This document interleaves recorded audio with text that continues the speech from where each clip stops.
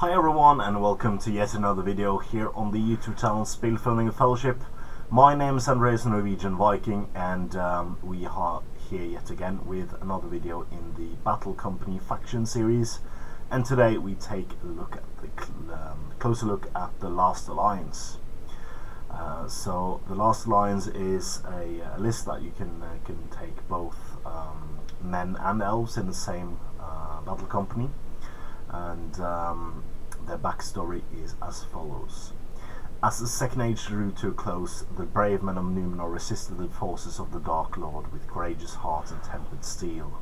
At their side, the glittering host of the elves sought to overthrow the power of Sauron and his malicious minions. It was only by paying a terrible price in blood that they would succeed on the ashen slopes of Mount Doom.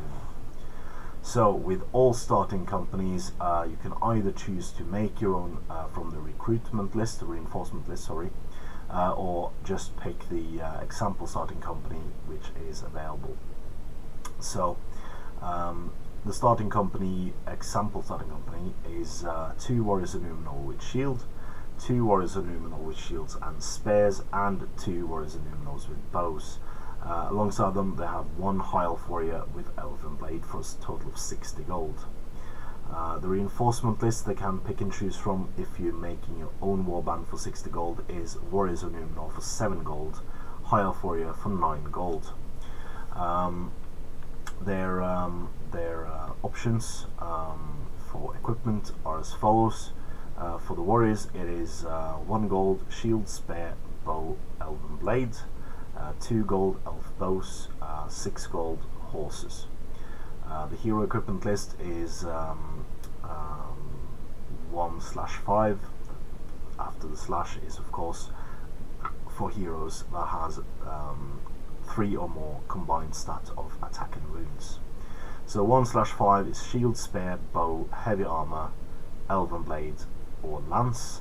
2/5 gold is longbow or elf bow, longbow of course being the same as an elf bow in this case, and 6/10 gold is a horse.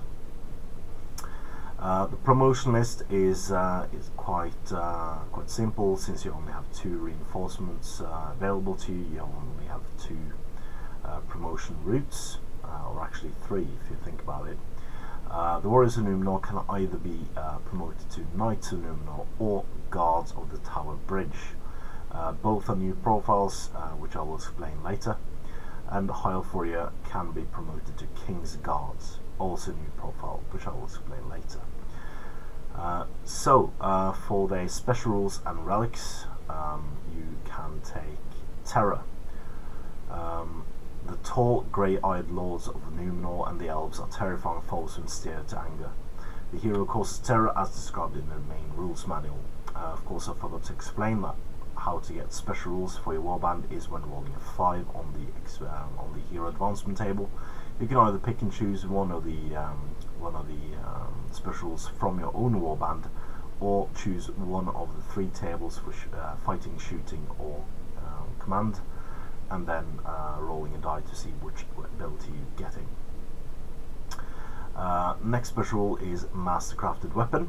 The hero has been granted a potent blade that slices through armor and flesh with ease. In hand-to-hand combat, the hero never needs to roll more than a 5+ to score a wound, regardless of the opponent's defense. It can be quite handy against particularly dwarves and other high defense opponents. Numenorean Foresight, we have been through this already in a couple of videos. It's for humans only, so you can't give this to one of the elves. Once per game, the hero's company may automatically win priority. This ability can be used once for each hero that has this special rule. He must declare that he is using the ability before any dice are rolled for priority. So again, this might be used to snatch priority from your opponent at crucial times, especially if your opponent has no might points left. Next ability is Victory or Death. The hero has an uncanny ability to spur on his soldiers and snatch victory from the jaws of defeat. Should your company become broken, the hero counts as a banner for all friendly models. Again, this is a very potent ability because battle companies will get broken quite fast. Numenor only has defense 5. Yeah, I think it's 5. So this might happen. And the last ability is Hero of Legend. Some heroes' reputation and skill in battle is so great that others follow their direction without question. The player may roll a dice when the hero spends might point to call a heroic action. On the score of 5+, the player need not reduce the hero's might score, and the might point was effectively free. This ability can be used once per turn and does not apply to might used to modify dice roll. So again, a 33% chance to get a free heroic action, basically. So we come now to the additional troop types, and there are